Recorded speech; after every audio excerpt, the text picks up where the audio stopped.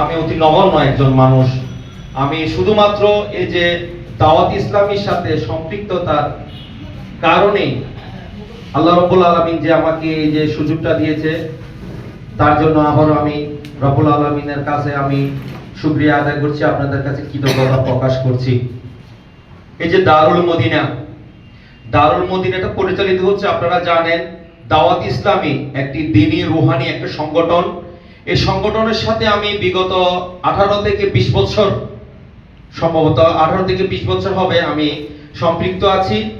আমি ছোটবেলা থেকে কম বেশি অনেক এই যে দ্বীনি সংগঠনের সাথে সম্পৃক্ত ছিলাম, দেখেছি অনেকগুলো সংগঠনের চেয়ে এই যে দাওয়াত ইসলামী সংগঠনের কর্মকাণ্ডগুলো অনেকটা ভিন্ন ছিল।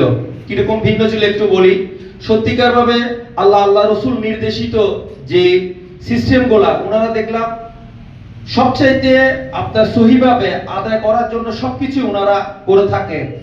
সেই সুবাদে আমাদের এই যে একটু আগে আমাদের শ্রদ্ধাভাজনের রিয়াজুল ইসলাম ভুট্টু বলেছে, আমাদের মাহমুদ খান জামে মসজিদে যে আমাদের বৃহস্পতিবারে যে ইজতেমাটা হয়ে থাকে, ওইখানে আপনি আপনার জীবনটাকে কিভাবে সুন্নাহ ভিত্তিক পরিচালিত করবেন সেগুলো শেখানো হয়।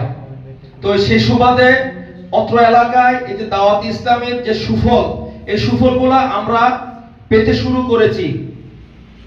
তার এই ধারাবাহিকতায় আজকে আমাদের এই এলাকায় এই যে দারুল মদিনা, আমাদের আজকে যে আমাদের ছোট বাচ্চাদের জন্য যে স্কুল প্রতিষ্ঠিত হচ্ছে, সেটা তারই ফল। তো আগামী তো আমরা এই যে দাওয়াত ইসলামী কর্মকাণ্ডের সাথে ইনশাআল্লাহ আমরা সম্পৃক্ত থাকব।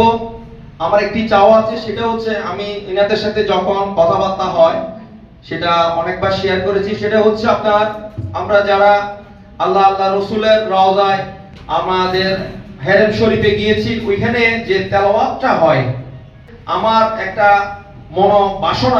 মন চায় আর কি, যে আমাদেরও যে সুন্নি আকীদার মাদ্রাসাগুলো আছে ওই টোনটাই আমরা কিভাবে আমরা আয়ত্ত করতে পারি ওদিকে একটু আমরা মনোনিবেশ করব। কারণ হচ্ছে ওইখানে যখন নামাজে দাঁড়ায় আমরা দেখা যায় যে ওই তেলাওয়াতের কারণে আমাদের কানটা খারাপ হয়ে থাকে।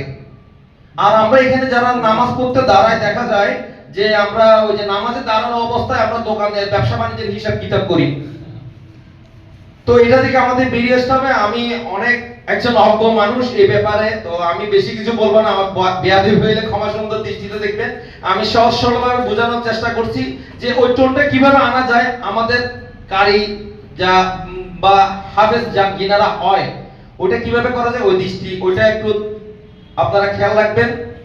আর আগামীতে এই প্রতিষ্ঠানটা যাতে আরো বড় পরিসরে আমরা যেতে পারি, সেই ব্যাপারে আমার যতটুকু সাহায্য সহযোগিতা দরকার ইনশাআল্লাহ আমার পক্ষ থেকে আমি করার জন্য চেষ্টা করব। আর আমার জন্য দোয়া করবেন, ইনশাআল্লাহ আপনাদের পাশে আছি, সাথে আছি।